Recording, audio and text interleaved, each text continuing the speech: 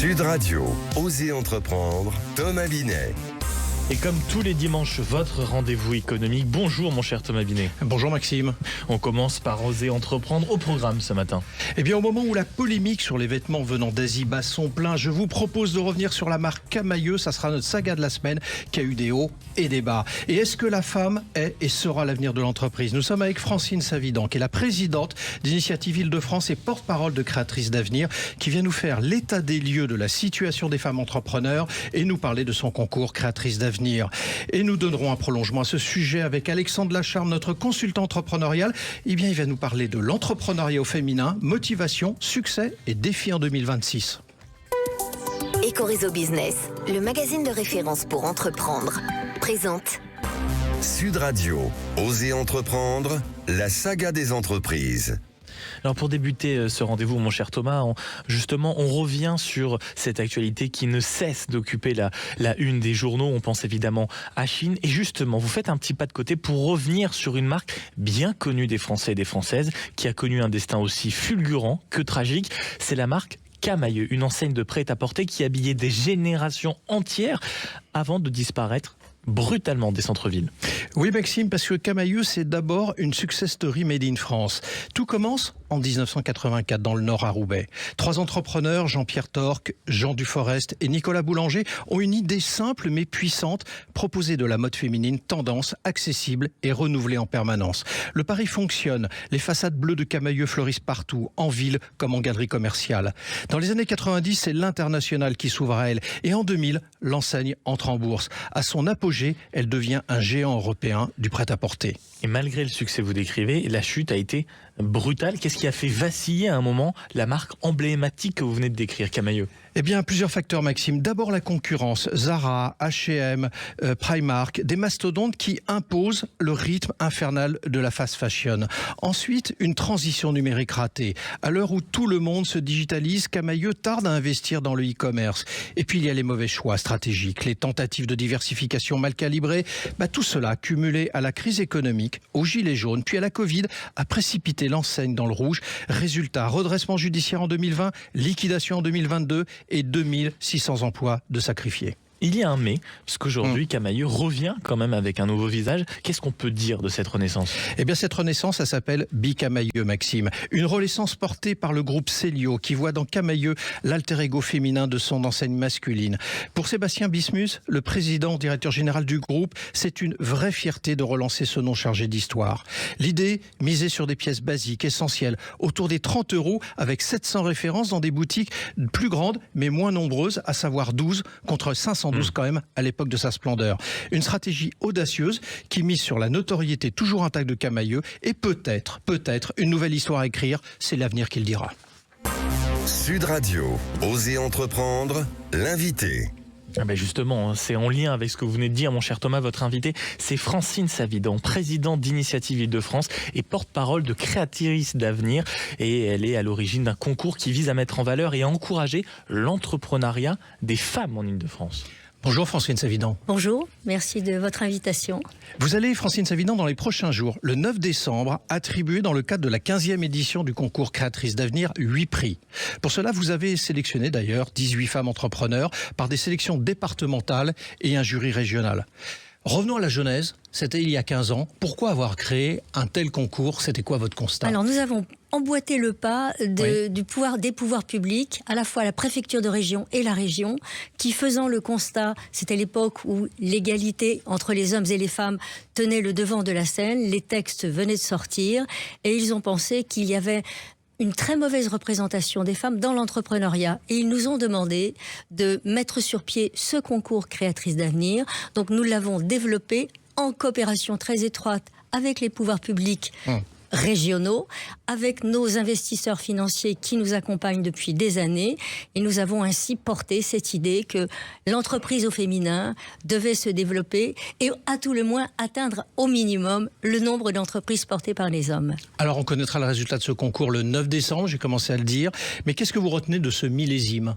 Le millésime, comme toujours, tout à fait exceptionnelle. Nous avons sélectionné, selon notre usage départemental, régional, des femmes épatantes qui ont déjà créé leur entreprise, qui parfois ont quelques mois de création devant elles, mais qui ont des idées absolument exceptionnelles. Je les admire beaucoup. J'ai lu, Francine Zavidan, qu'il y a eu quand même 873 dossiers, 420 candidatures complètes pour arriver évidemment à faire les prix que vous donnerez le 9. Oui, il y a un dynamisme très fort de l'entrepreneuriat des femmes en Île-de-France, mais c'est aussi parce que notre concours est très connu en Île-de-France, il est très porteur, et les jeunes femmes qui arrivent devant nous savent que grâce au prix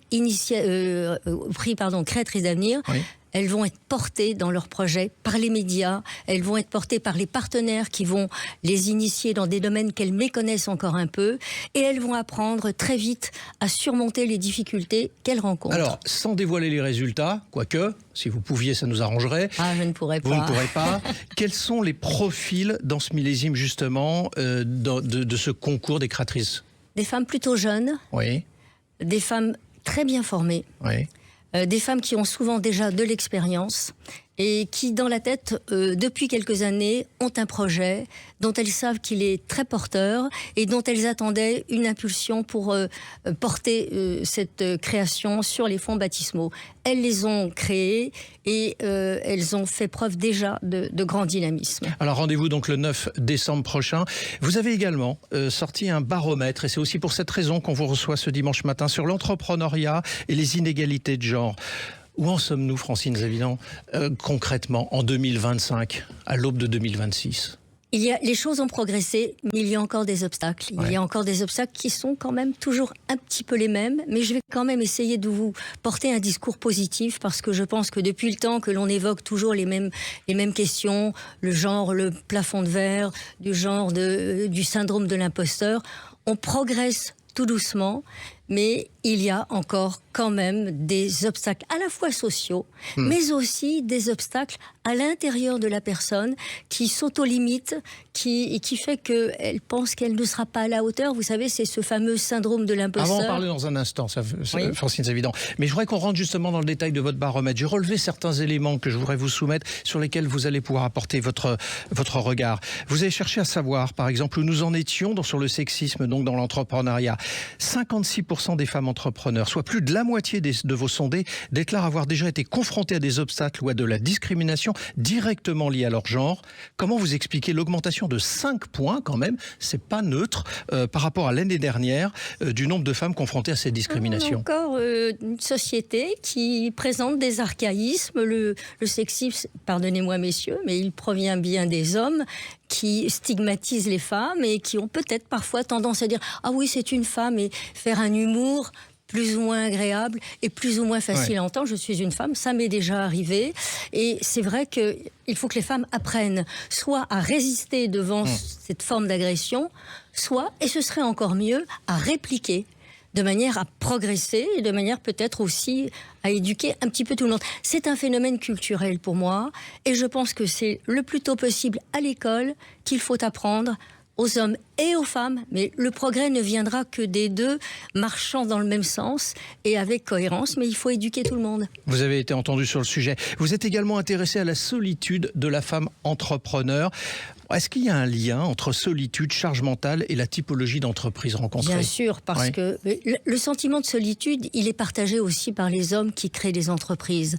Il y a des moments clés dans la vie de la création d'entreprise où les choses sont difficiles, où on s'aperçoit par exemple qu'on a mal calibré son plan financier, où l'on s'aperçoit que sur le plan commercial, on a quelques défaillances. Et là, quand il y a des difficultés, on se sent très seul.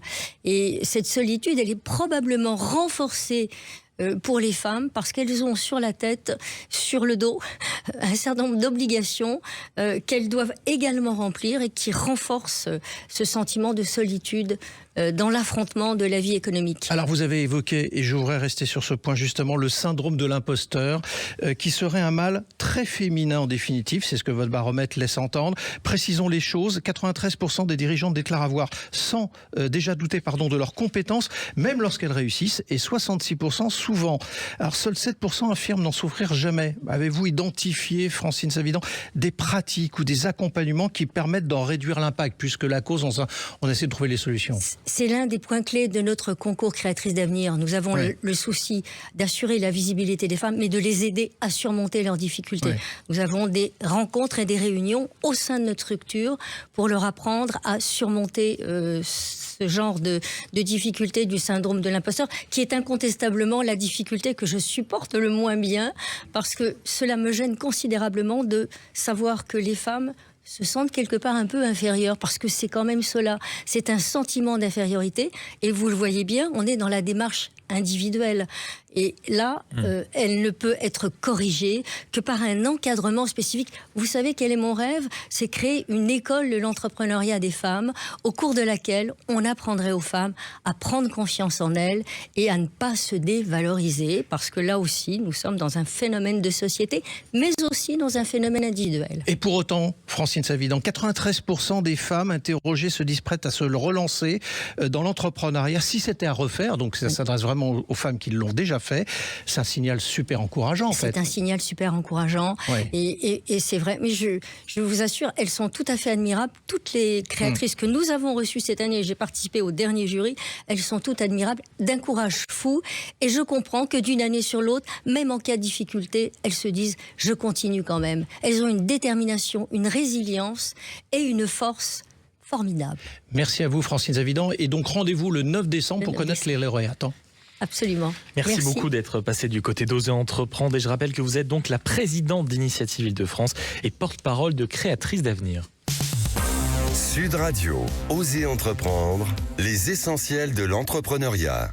Pour fermer ce premier volet d'Oser Entreprendre en ce dimanche matin, mon cher Thomas, nous sommes avec Alexandre Lacharme, entrepreneur, business angel et consultant pour Oser Entreprendre. Et vous allez justement prolonger avec Alexandre notre sujet des femmes dans l'entrepreneuriat. Oui Maxime, parce qu'en 2025, on a observé une progression de l'entrepreneuriat féminin. C'est ce que vous venez nous dire dimanche matin, Alexandre. Oui Thomas, selon une étude aujourd'hui, les femmes sont plus motivées que les hommes à entreprendre. 48% des femmes contre 40% des hommes souhaitent se lancer. Et près d'une femme sur 3 envisage d'ailleurs de créer sa propre entreprise contre 22% des hommes. Alors du coup, quelles sont les motivations que vous avez relevées dans cette envie d'entreprendre des femmes ? Eh bien principalement l'opportunité de gagner plus d'argent. 54% contre 49% des hommes. Également de concrétiser une idée personnelle pour 49%.